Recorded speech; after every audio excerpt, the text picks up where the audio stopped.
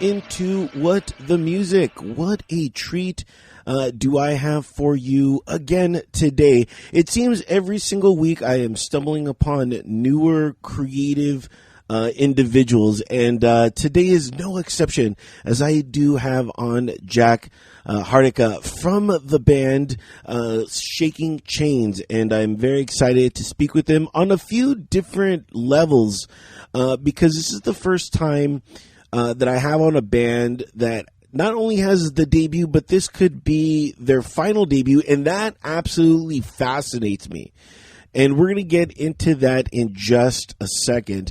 But wanted to talk to you about the song that we just played, No More Bets, which is off of the debut album, Overvalued Ideas, which is streaming everywhere. So make sure to go check it out. I will have a link to their link tree so you can go and check out the appropriate links. A quick review of the album. It really resonated with me because there were like pieces of Interpol in there. And then the singer, his voice certainly reminded me of the Doors, you know what I mean? Because he has that kind of like low tempo sound, but again, you mix that in with that kind of like Interpoliness, and it really makes for such a great textures in your music, and that's why I really gravitated to it. The song No More Bets is like that as well, and I got to check out the music video to that.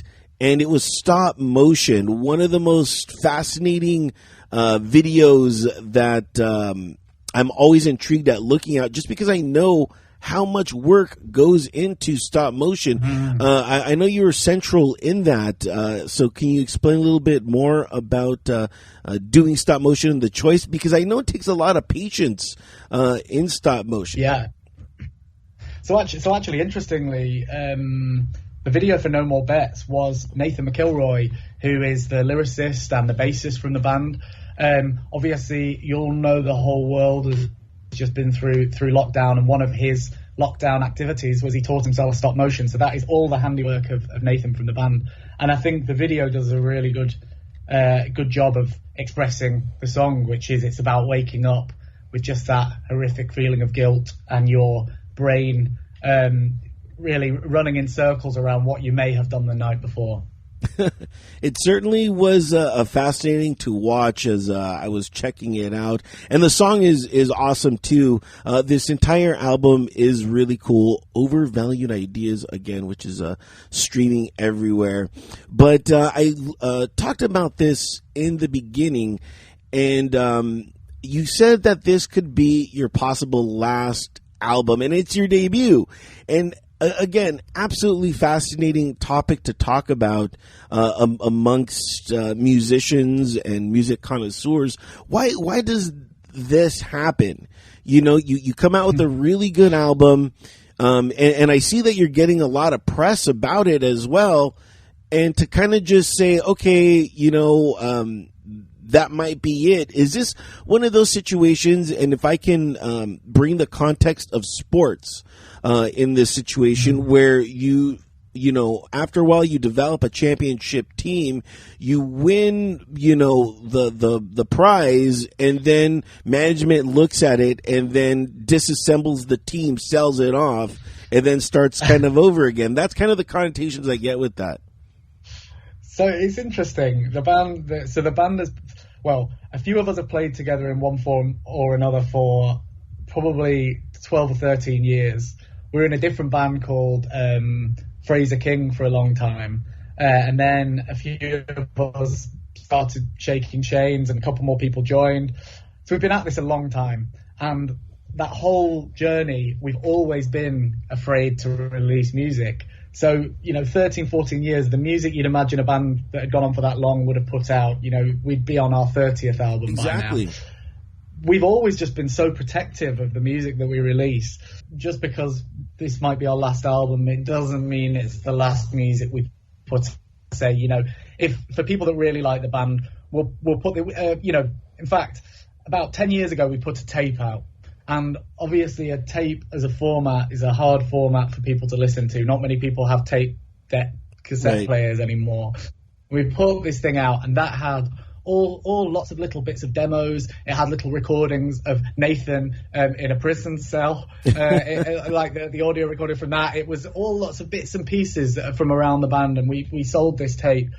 And, of things that we put out, that's been the thing that we got the most amazing response. And so I think if people like the album, we'll probably put all this music out there in some form, in one big go. And if you really like the album, you won't mind if the other songs are mixed down properly or if they're in the right format. You'll just want to hear the songs. So, maybe there'll be some more music soon. You tapped on something really interesting in that little summary that you just said.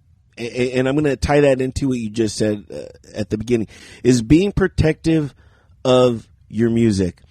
The funny thing about that is we all think, oh my God, they're like with me, I'm like, oh my God, they're going to know that at that moment the vocal wasn't compressed and I'm ruined. You know what I mean? But to the novice, person that listens to the band, they're not going to be that critical or even know of certain elements that are missing or that should be there. The only people that do know that is ourselves, is the person putting that out.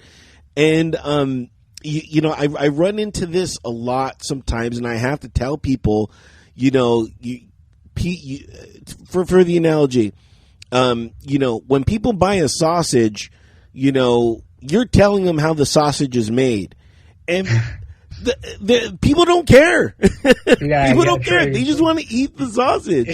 No, very true. Very true. For lack of an analogy, but at the same time, we all have that over, competence of telling people like what's wrong with a certain thing when we should be stopping and just shutting up. You know what I mean? Yeah. Stop being so apologetic. Just get the thing out there. Yeah. So absolutely. I think everyone in the band, there was a bit of that sense of, it was just really important for us to put something out. And then there was something about COVID that really drove us all to just think, we need to put something out, have something to show for that period of our lives, because it was a long period of our lives. And, we toured together, we did loads of gigs together, we recorded, we spent, years of our lives literally in a studio together, a windowless box, writing these songs. So I think there was something about COVID that was just like, we've actually got to do something with this. Wanted to talk a little bit more about the album, the Overvalued Ideas, which is out now, streaming on all platforms. And again, for more information, facebook.com/Shaking Chains. And if you can't remember that, log on to Enter the Shell, and there I'll have the show notes for you, so you can check out their link tree and see all the other stuff that they are doing. But in Overvalued Ideas, I read that this refers to a solidarity, abnormal belief that this is neither delusional nor obsessional in nature, but in which preoccupying to the extent of dominating the sufferer's life. That's a lot to take in, Yeah. You can tell that Nathan wrote the press release. No, never get a lyricist and a poet to write a press release, because that's what is going to come out with. I wouldn't like to speak I wouldn't like to speak too much on that. But what I would say is that the Overvalued Idea title, it relates to this other set of music that we want to put out as well, because the idea is that we're going to have Overvalued Ideas, which is this polished album that we put out on all of the platforms, and then Undervalued Ideas is those 100 tracks that I described, that are all the little demos that we didn't think were good enough to spend hours and money mixing down and getting perfect. So that for me is my take on the Overvalued Ideas and why there's undervalued. But Nathan is an amazing lyricist and has other reasons within reasons. It's also self-deprecating. It goes back to that thing of being protective and thinking, is this worth putting this money and time into putting out? It all comes from a place of insecurity. As a lot of work does. Now I see that you create artwork as well. Do you do that for the band as well? And did you do the artwork for this album? Yeah. Historically, I've done videos for the band, and I've always done the artwork. This time around, Nathan, with the time he had with COVID, did the two of the videos we've released for this record. The third video I did with my good friend Max, who's an amazing animator, Max Morris Doherty. But yeah, I did the artwork, and professionally, that's kind of what I do in my own time, as well as I generally do digital art. Creating artwork with technology. So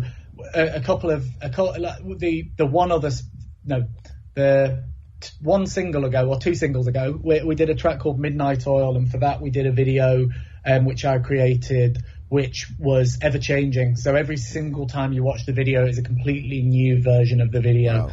And that was a nice project which kind of matched up with the themes of the song. I try to bring my own kind of artistic life from outside of the band into the band. Yeah. Is that the same as drumming? Would you compare the two? I've not had an opportunity to drum now for over a year, and what's ended up happening is I've had a lot more time to do my own artwork. Not to get too wanky about it, but the thing about drumming that's wonderful is that you've got freedom to express yourself, and if you listen to the album, you'll see that there's freedom and there's expression in the drumming, but you're set in this nice mathematical framework that you're living within, which is, you've got to follow these steps, and sometimes you get to break out of them and have a little moment, but you're following these steps. And through my drumming, I'm a big fan of krautrock band, and I'm a big fan of krautrock in general, and I'm a big fan of that rigidity of just following, really following a time. And I take great joy in simplicity and really like pulling back, not being crazy, and just really holding it really tight. The flip side to that is in my creative life outside of the band, in my artistic life, you've got that blank piece of paper, you can do anything, and you've got total freedom, and that in itself can be scary and exhausting. So I really miss that rigidity of knowing my role and knowing that thing that I've got to do from playing the drums. I don't trust people that are in too many bands.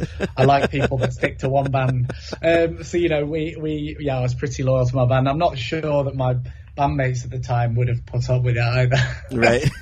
Yeah. Well, thank you so much. Yeah. I should say, like, I do think it'd be nice to mention the different members of the band and what they do, because Jack Mahoney, he's the singer, he's the baritone that you speak of, and him and Nathan were in a band 13 years ago called Fraser King. Then he dropped off the planet for a while, disappeared. Then me and Alex and Nathan started shaking chains with another guy, and then Jack came back, and this amazing kind of ebbs and flows of the band that if you knew how ridiculous our history had been as a band and all the strange, weird ups and downs we've had, you'd understand why our first album is our last album.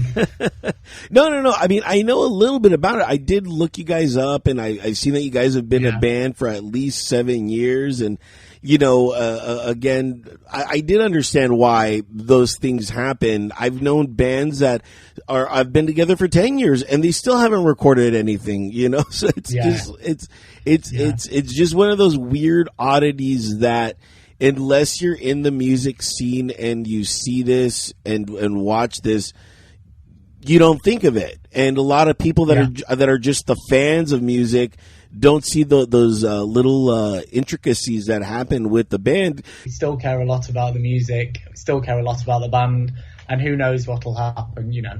Might see some more music. Yeah. I'm in the loop, and I'm gonna follow you on Facebook, and I know you guys are on Instagram too, and I will have those links on EnterTheShell.com for everyone that wants to go check out this band. Very cool band from Manchester. Highly recommend them. Highly recommend Overvalued Ideas, which is streaming now, available everywhere. Do you have hard copies of that? Just out of curiosity. I'm not actually sure. There might have been some promos sent out. I'm not sure. I think we may do. I think we may put it on vinyl. We've got.